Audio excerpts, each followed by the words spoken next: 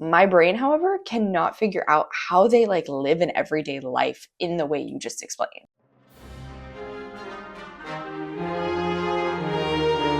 Hey y'all, my name is Nat. I hope you're having a terrific day today, and for this video we're going to be continuing on with my Star Wars canon project. Alright, so before I get to anything bookish, make sure to hit like and subscribe down below, as well as tell me in the comments what is your favorite of the prequel movies, seeing as how I'm officially entering this section and I am so excited. So this is episode 6 of my Star Wars canon project, in which I am reading through the Star Wars canon novels chronologically. I'll put a link to the playlist up above if you're interested in seeing how this process has been going. But as I said, I've just entered around the time when the movies start. So I finished off the 2 books prior to Phantom Menace. I did do a rewatch of Phantom Menace twice technically because I fell asleep halfway through, not because it's a bad movie, just because we started it at like 2 a.m. But now we're officially past that point, and so first I am going to be starting with the second book and the Padme trilogy, interestingly enough. But hey, that's what Yoda's datapad tells me goes first. So this one is following Padme when she is 14 and has just recently been elected to be the Queen of Naboo. And so we are following her as she creates this team of handmaidens who work to protect her and also assist as she carries out her reign and, you know, playing all these different political games. This is going to be interesting. Padme is a character I do enjoy.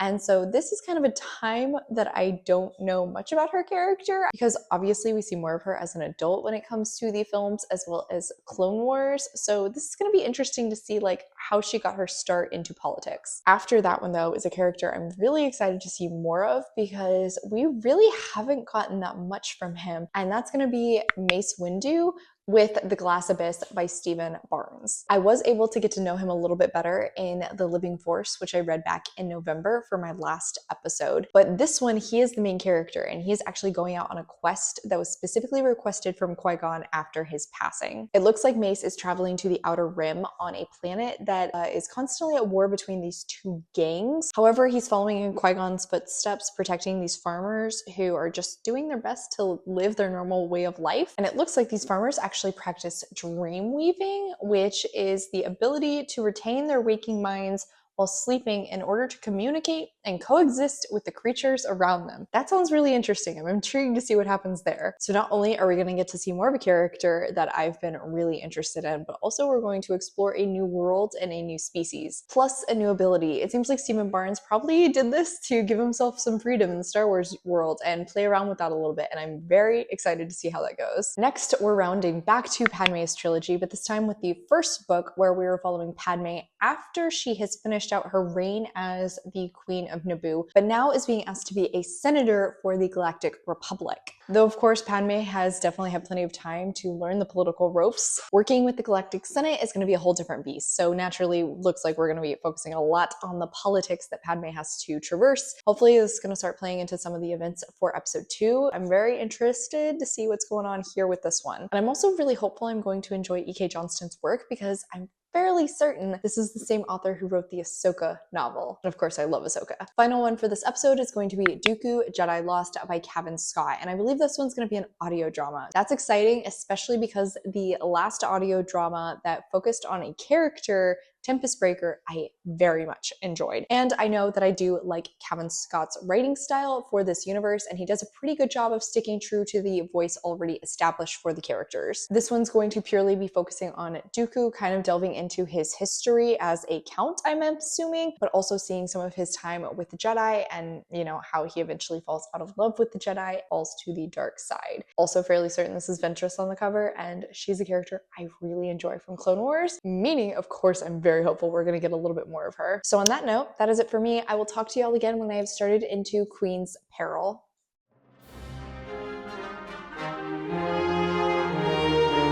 Hey y'all, so I have actually finished out Queen's Peril before talking to y'all, and that's because 1, this book is pretty short. 2, I didn't really feel like I had much to say at the halfway point, if I'm being honest. And even after having finished it, this is not a great foot to start the year off with Star Wars, and it's making me nervous. Unfortunately, the major issue I had with this one is that it feels very young adult. And that makes sense. I mean, that is the age demographic this was geared towards. However, you're following a character who is literally the ruler of her planet. Even if she is only 14, you need to make her a little bit more mature. But all of the handmaidens here truly did read like 12 to 14-year-olds. Again, that's not necessarily a bad thing, but like given the context of this story, it doesn't really make sense. So we're following Padme as she creates her team of handmaidens. But honestly, that's a really, really thin plot. And like even then, I wouldn't say that felt like a driving force of the story. Part of the issue with each of them supposed to take on the role of the queen is that eventually all of their characters just run together. Not one of them had an especially strong voice in the story, and that's including Padme. Back to the age element, on Naboo, it's told to us that apparently they're really well known for having like child prodigies.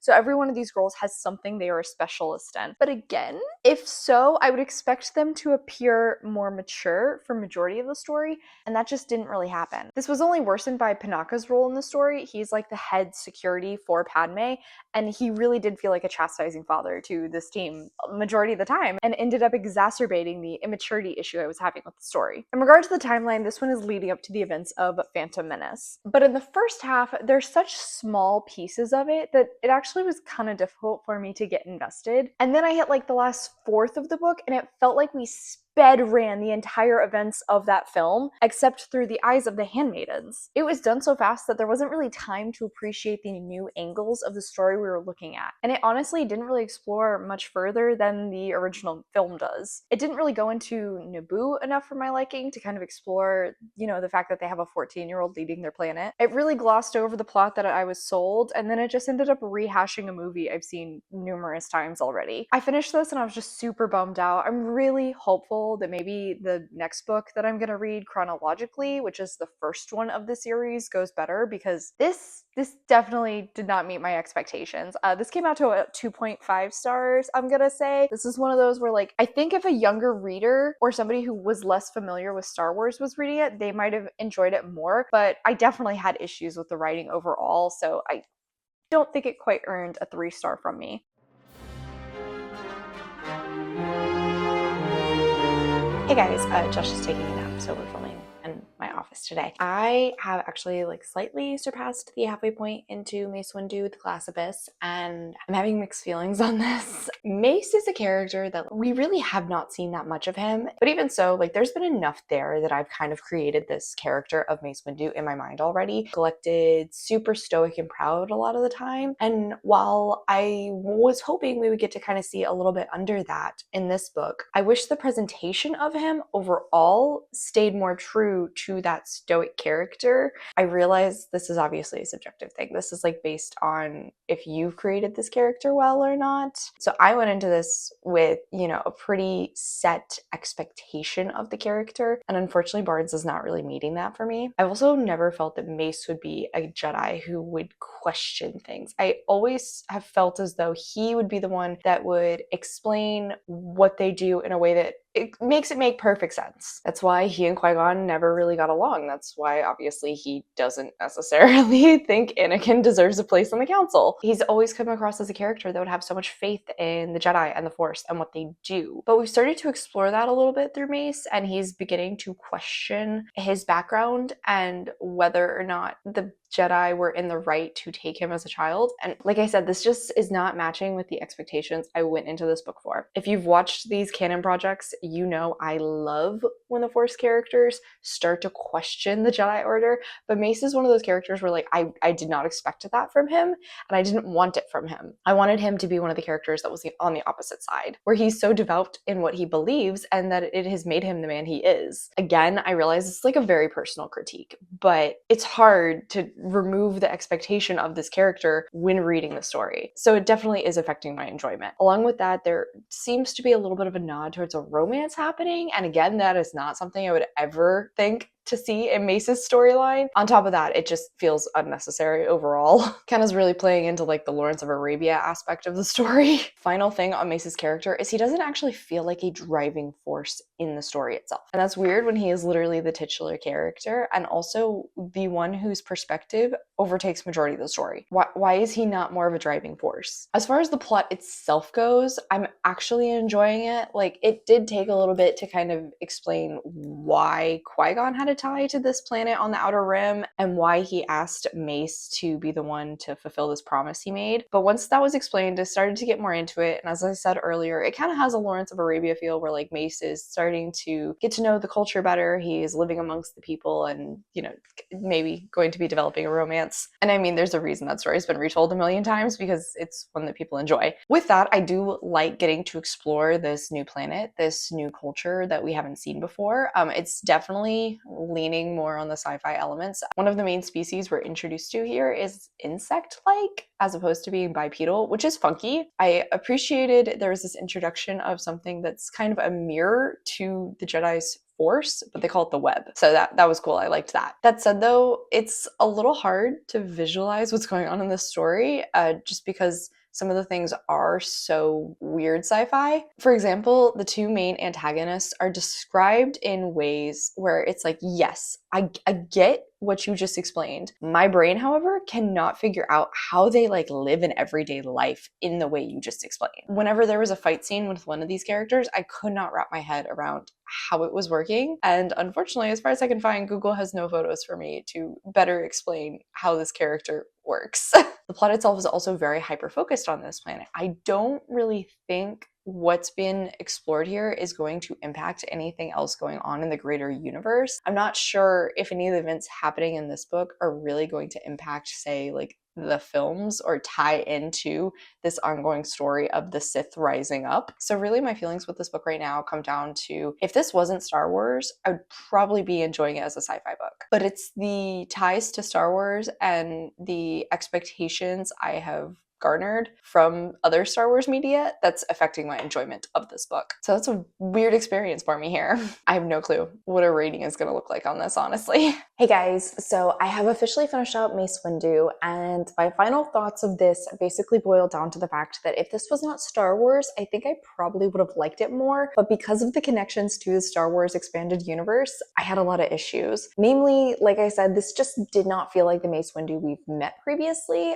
I don't know, like this guy was just way too nice and too open, and I guess I would say like too agreeable. I'm also still kind of scratching my head at the whole romantic aspect of the story just because Mace never seemed like a character where that would be a problem for him. He always seemed like one of the Jedi Masters that would have an easier time limiting his connections. So the romance felt especially weird. And then there's like this final, I don't want to say reveal, there's like this comment from a character in regard to the romance. It was so strange, doesn't really make sense, honestly. And again, just kind of like pushes against the basis of characters we've already met, and also some of the very basic ideologies of the Jedi. I will say the climax in this one was a lot of fun. It kept me very invested. It was very action-packed and really exciting. I really enjoyed watching everything play out. I liked some of the like twists and reveals that happened with Mace's character, having stepped up to try and help these people. But I also finished this book feeling like nothing that happened here is going to have any ramifications, any repercussions on the story moving forward. That's not necessarily a problem, but a lot of the time I do feel like we'll see pieces of other stories tied into each of the novels. Apart from a few characters, this didn't really have that. I finished this book and it was very much like, okay, what now? Like, where do we go from here? Whether that's with Mace's character or like the overall plot in Star Wars at this time period. Because everything that happened here really doesn't seem like it matters. This also was kind of my first forte into weird sci-fi, where it's really pushing the boundaries. I do think I liked it, and I appreciate the fact that Barnes was trying to explore some of that in the Star Wars universe. But again, as of right now, I don't think anything we saw here will be seen in the future. Maybe if Barnes comes out with another novel, or if somehow this like inspires somebody in Disney to have another author write a story going off of this. Otherwise, like I just, yeah, it was fine. This was 3 stars. That's what I got.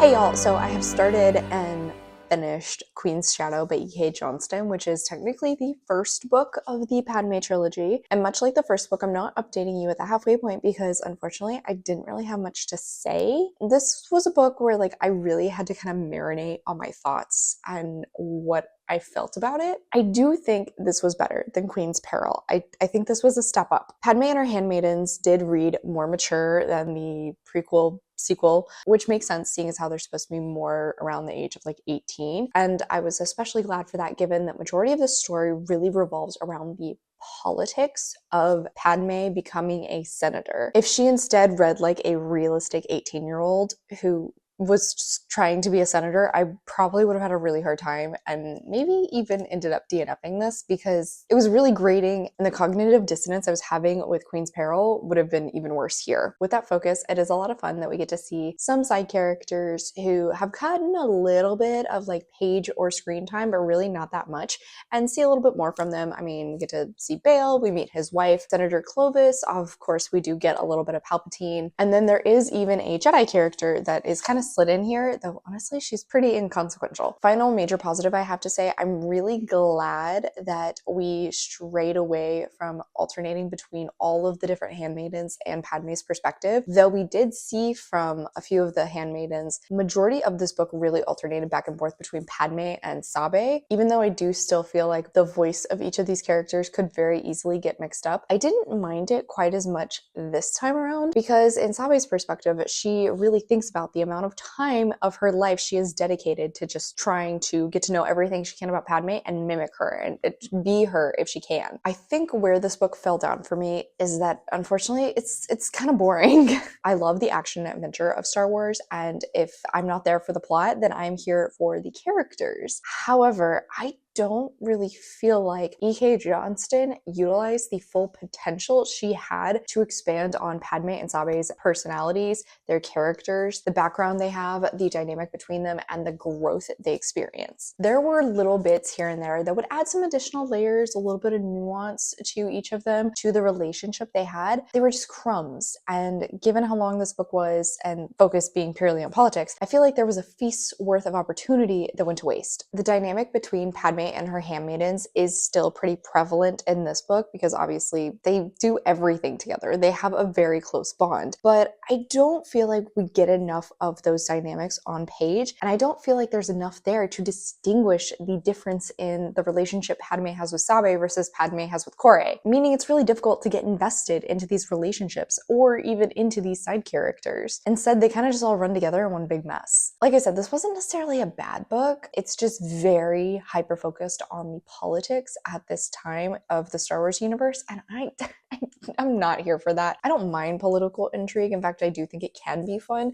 but I need something else. I also just don't feel like anything that happened here is going to be especially memorable or even really that impactful to the plot on the larger scale as I continue forward. In fact, whenever this book closes out, barring like one main aspect, it feels like nothing is really wrapped up. There's plenty of loose ends there. I guess does make sense given the fact of like where this falls in the timeline, but as far as a book goes, it makes for a very unsatisfying ending. This one I gave a 3-star. It was fine. I don't think my feelings for Padme were really impacted by reading this book. There is a slight aspect in 𝗖cie's perspective that I was intrigued by. Johnston laid it out there and I wanted more of that, but then she so quickly undercut it with something else that really, really frustrated me because that would have been a great opportunity to look at the relationship she and Padme have in a different light. And I'm even more nervous that I have to finish out this trilogy, and also the fact that Johnston wrote the Ahsoka novel. I love Ahsoka. I don't want to feel ambivalent about her.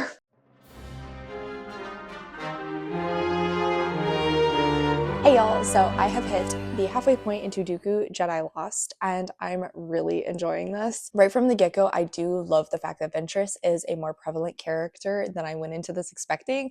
I mean, obviously Dooku is the titular character. I expected most of this to be focused on him, even though obviously she's literally on the cover. I don't know why I didn't think she would be so prevalent. But for the breakdown of how the story is being told, Dooku is tasking Ventress with trying to find his long-lost sister and is providing her with evidence or like clues to lead Ventress to his sister's location. And in those messages, Ventress is getting to see Dooku's background and kind of start to understand how he grew up with the Force, how he ended up finding his family, and then obviously his descent into the dark side. Meaning we are getting a lot of Dooku's character, but there are these little sides, these little moments of commentary from Ventress, where we also are getting some exploration of her background. Obviously, I know some from Clone Wars with the Dorthamir witches, but there is more that I'm really liking. How Ventress was trained in the Force and her fighting abilities, where her hatred and anger stems from. There's a character with Ventress that I'm really intrigued to see if it's actually just like this manifestation of her grief, almost conscience character, or if it's a Force ghost.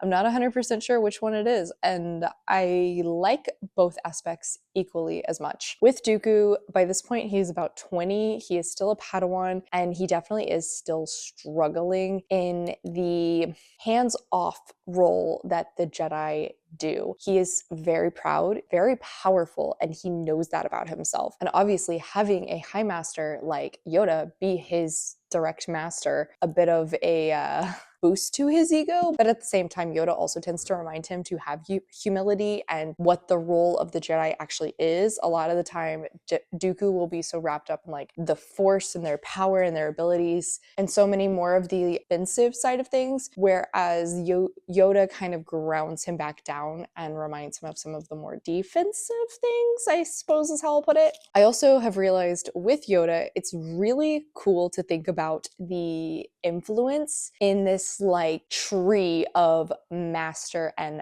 Padawan, because obviously we have Yoda and then there's Dooku. There are aspects of their personalities that are very similar, but there are also clearly aspects that are very different, given the fact that they end up on two pretty different sides. But then off of that, Qui-Gon is Dooku's Padawan, which I am hopeful that we'll get to see some of their relationship later on in the story. But again, like there are parts of Dooku I feel like you can see in Qui-Gon, especially over the last few books where I've gotten to know him more. I've seen more of the like questioning Dooku probably encouraged from Qui-Gon, and the times where Qui-Gon does push more against the council. Then going off of that with Obi-Wan, where he's kind of a little bit more in line with Yoda, but there are times where he also is questioning. And then again, Anakin, Ahsoka, like it literally just continues down, and oh, I love it. I love that this book brought that to my attention, and it's definitely something I am probably going to be thinking about more and more as we start to explore those characters in the future novels. So good. Love that. I'm also really interested by 𝗖cie HS' character. He is Dooku's best friend. Really cool that we are getting to see a ability through the Force in 𝗖cie HS that is not used super often. In fact, I would say the majority of the time we have seen it has probably been in the novels. And so I'm also hopeful to see a little bit more of that. Also how it plays into Dooku's disillusionment with the Jedi Council, because it's already been hinted at. I cannot wait to see more. So this is going super freaking well. I'm not surprised at all. Loving it. Hey guys, so I've officially finished out Dooku Jedi Lost. Unfortunately, I don't have too much to talk to you about from the halfway point, but honestly, that's because a lot of my thoughts for the second half of this book were just as positive and really about the same stuff. Those that are different kind of dive into spoilers, which I'm trying to avoid if I can. But I really like this. I like the exploration of Dooku's character, and it really made his fall to the dark side very convincing. It made perfect sense after watching all of the things he's experienced in his life as to why he was so susceptible to it. Really enjoyed watching that play out. I also really liked seeing the elements of Dooku that push against the basis of Jedi beliefs and how they live their lives. And while we've seen questions around that in prior novels, we've been able to see the differences of those beliefs by different Jedi we've seen and how some of them adhere to it a little bit more strongly than others. It was really interesting to see it through Dooku's eyes though, because he's a character who how do I do this as non-spoilery as possible? He is able to make connections with people in his life that most Jedi don't get the opportunity to do. I'll say that. And the impact that has on him, his understanding of what the Jedi do and their way of life. I really enjoyed watching that and how it played out. I also, again, on the other side, really enjoyed seeing more of Ventress, learning more about her backstory, and also kind of seeing how what she experienced made her susceptible to the dark side as well, and also kind of why it makes sense that she and Dooku bonded because of these similarities. I will say, when it comes to the audio dramas, you have to listen to the audiobooks. That has not changed here. I think the cast did a phenomenal job. The production was really great. But also, Cavan Scott himself as an author is one that I just have a lot of faith in. I feel like every time he has written for characters that we've seen previously, he always does a really good job of sticking to the voice that's been established for them, and I'm so thankful for that. This got me really amped up for some of the next upcoming books. However, the next book I have to read after this one, timeline order-wise, is the finale in Padme's trilogy. And unfortunately, I'm not excited for that. I'm excited for what comes afterwards, and I want to see more that's going on in this like prequel timeline because of the events in this book. So this one did go really well for me. Rating for it, 4.5 stars. I really, really enjoyed it. I cannot wait to see what happens next with more of these characters that we already know. I'm really hopeful we do get to see a little bit more adventurous in some of the upcoming stories. I'm really hopeful for that. Thank goodness we at least ended on a positive note with this last book, because the rest of this episode was rough. Here's hoping perhaps the next one will go a little bit better. I do believe I'm going to start diving into the Thrawn books, which I'm very excited about. Thank you so much for coming to my channel today, y'all. I really appreciate it. Make sure to hit like and subscribe down below. If you made it all the way to the end of this video, leave me the spaceship emoji in the comments. I have all my socials as well as a few ways you can support me, including my Patreon linked in the description down below. I come out videos on Monday and Friday, but until then, I hope you continue to have a terrific day. Love you, bye!